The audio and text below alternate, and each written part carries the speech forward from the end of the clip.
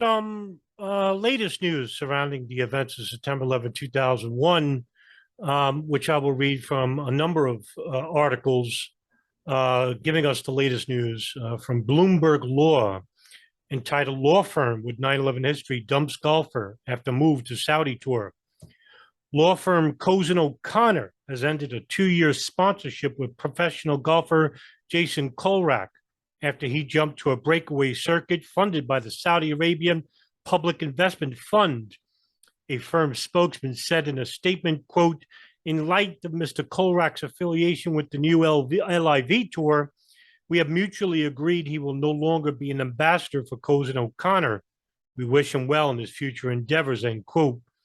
LIV Golf announced Wednesday that Kolrak, the 36th ranked player in the world, has joined the tour. Former European Ryder Cup captain Henrik Stenson and longtime PGA Tour pro Charlie Howell III have also defected. The new golf league has been widely criticized as an effort to sportswash Saudi Arabia's reputation. One prominent voice of that criticism is families of victims who died in the 9/11 terrorist attacks.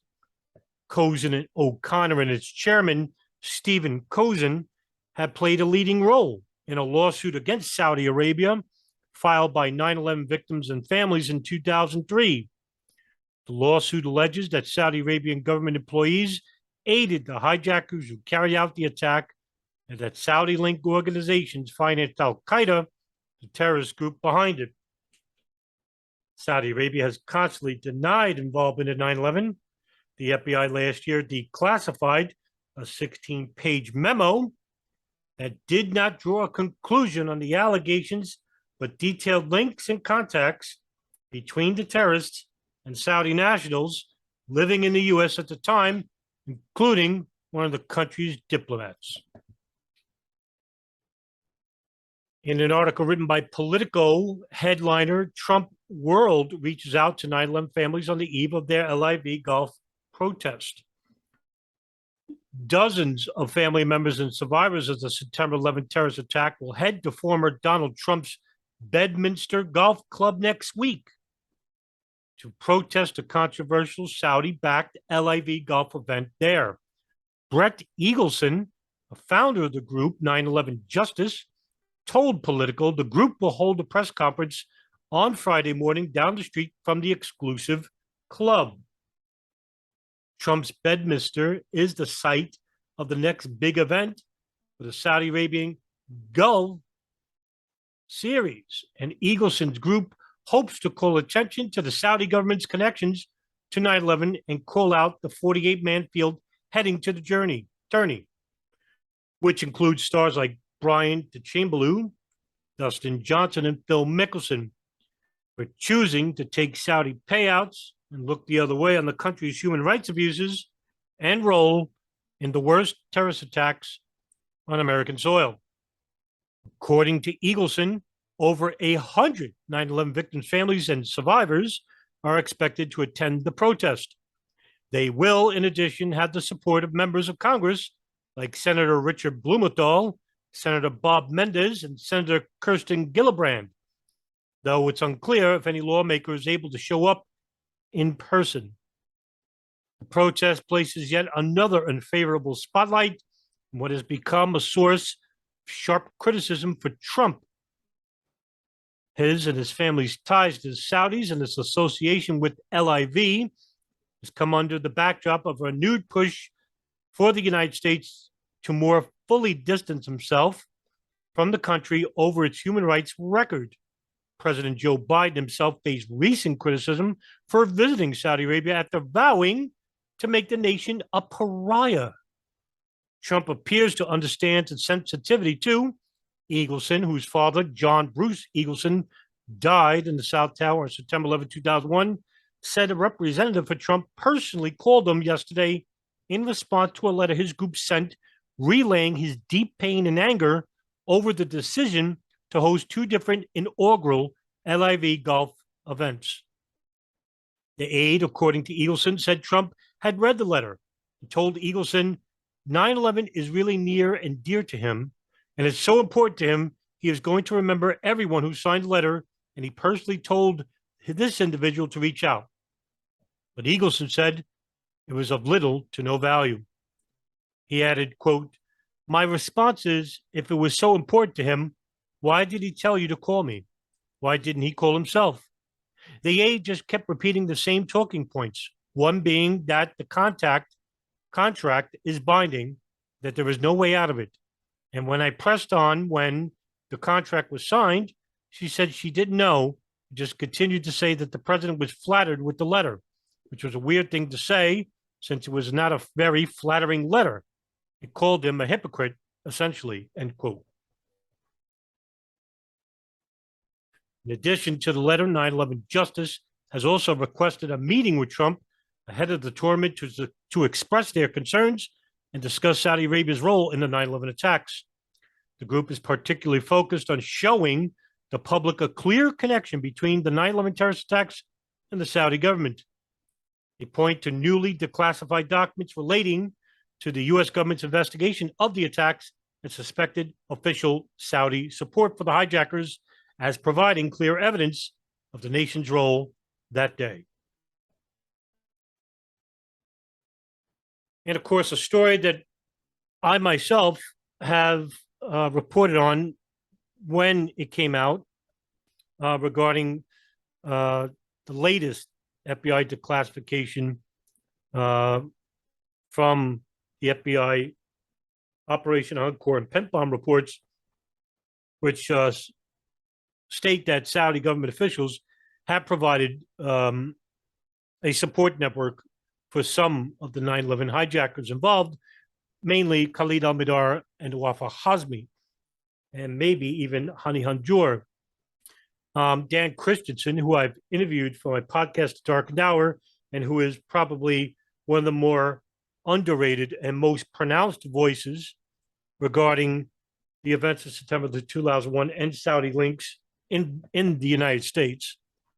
In his website, floridabulldog.org, which I will link in the description, should be a required viewing and reading. Headliner: A state secret no more. New FBI reports that Saudi government officials provided support for 9/11 hijackers. A 130-page FBI report written only last July lays out the numerous connections of U.S.-based personnel and entities controlled by the Saudi Arabian government to the al-Qaeda terrorist attacks of September 11, 2001. It's the first time since the public learned of the existence of a secret investigation into the Saudis' role in 9/11, codenamed Operation Encore, that the Justice Department has declassified records previously declared to be state secrets that say Saudi government officials knowingly provided a support network for the first two al-Qaeda hijackers to enter the United States, and that would be Khalid al-Mihdhar and Wafa Hazmi. The new report lays out what it calls the FBI's investigations and supporting documentation regarding the religious militant network that was created, funded, directed, and supported by the Kingdom of Saudi Arabia and its affiliated organizations and diplomatic personnel within the United States. That network, as described in the report, was intertwined with the hijackers, quote, according to the report, quote, as Saudi government officials and intelligence officers were directly operating and supporting the entities involved with this network, their involvement with the activities of these organizations, individuals would logically be supposed to have the knowledge on concurrence of the Kingdom of Saudi Arabian government. This knowledge and or concurrence by the Saudi Arabian government is related to the 9/11 investigation, not only by the direct involvement of some personnel, but also via the creation of a larger network of such activities, end quote. The FBI report dated July 23rd, 2021, was written and approved by FBI officials whose names are redacted. It states that it consolidates and highlights the findings of 2 decades of investigation now deemed essential for future case agents of this program to understand the origin of the investigation. The report is among hundreds of pages of formerly secret documents about Operation Encore, ordered, reviewed, declassified, and released by U.S. President Biden starting last September to maximize transparency. Encore was the FBI's follow-up to its original 9/11 investigation, codenamed Pent Bomb, and examined the Saudi role in 9/11. Encore's existence was first reported by Florida Bulldog in late 2016. The FBI refers repeatedly in the report to the existence of U.S.-based Saudi support networks for the 9/11 hijackers.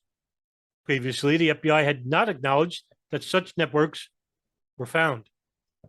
The report also names Prince Bandar bin Sultan, then Saudi Arabia's ambassador to the United States, and the Saudi embassy as being involved with the funding of a multitude of Islamic organizations, imams, and other religious figures within the United States, many of which were involved with militant ideology.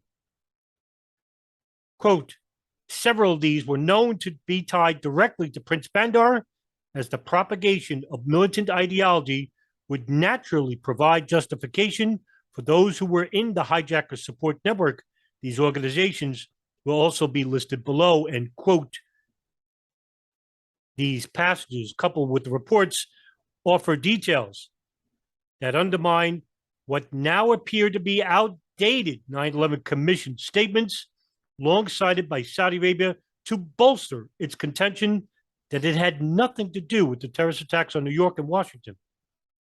The 9/11 Commission's final report concluded it had found that no evidence that the Saudi government, as an institution or senior Saudi officials, individually funded al-Qaeda. And furthermore, Commission staff found no evidence that the Saudi government, as an institution or as an individual senior officials, knowingly supported al-Qaeda and their affiliates. Of course, all this would turn out to be wrong.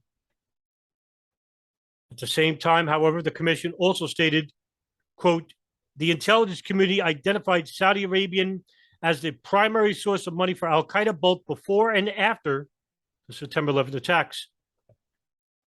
A 2013 report by the European Parliament on Saudi Arabian support for religious extremism around the world noted it has been estimated that Saudi Arabia has invested more than $10 billion to promote its Wahhabi agenda through charitable foundations. A sizable slice of those funds were supposedly siphoned off by al-Qaeda and other terrorist network organizations like Jemaah Islamiyah, located in Indonesia, and the Haqqani network, located in Pakistan. Al-Qaeda and Jemaah Islamiyah operatives were then diverting about 15 to 20% of the funds to finance their operations, the 2013 report says. Wahhabism is Saudi Arabia's dominant faith, which is a fundamentalist sect of Sunni Islam akin to puritanical Salafism. A 2012 FBI status report on Encore, released to Florida Bulldog in 2016 amid the Freedom of Information litigation, identified a trio of Saudis known to have provided substantial assistance to 9/11 hijackers Khalid al-Mihdhar and Nawaf al-Hazmi after they arrived in Los Angeles in January 2000. Myself, DJ Thermal Detonator, Ryan Dawson, Paul Thompson, Kevin Fenton, and the new Kids on the Block called Podcast for New American Century, Darren Harvey and Sean Russell, have been currently reporting on this specific instance in which the Saudi Arabian government officials, such as Omar al-Bayoumi, Osama Basnan, and Fahad al-Thumeri, and Saeed al-Muassad al-Jarrah, who was the Saudi embassy's director of Islamic affairs. Meanwhile, Fahad al-Thumeri was the imam at the King Fahd Mosque. Bayoumi and Bassan were suspected Saudi spies who were aiding Khalid al-Mihdhar and Nawaf al-Hazmi. We have been reporting on this ad nauseum for the last 15 years. The names Fahad al-Thumeri and Omar al-Bayoumi have previously been public, where Muassad al-Jarrah's name was originally redacted when the report was first released. His redaction is currently new. The 2021 report affirmatively identifies Jarrah for the first time as also working for the the Saudi Arabia's primary intelligence agency, the General Intelligence Presidency, otherwise known as the General Intelligence Directorate. Further, the report notes that Jarrah was close to Prince Bandar and later worked for him in Saudi Arabia at the National Security Ministry. But none of that was known or confirmed in January 2010 when one FBI report stated, quote, "It has been uncovered that Muassad al-Jarrah may have played a leadership role in the overall coordination of logistical support for Nawaf al-Hazmi and Khalid al-Mihdhar, as al-Jarrah oversaw the handling of the hijackers to his subordinates, Fahad al-Tamari and Omar al-Bayoumi, and by personal contact with the hijackers on numerous occasions." Meanwhile, Jarrah has denied any connection to 9/11, but is identified in other declassified FBI reports written as early as 2003 as being heavily connected to Saudi Sunni extremists operating inside the United States. And that is the latest updates to 9/11.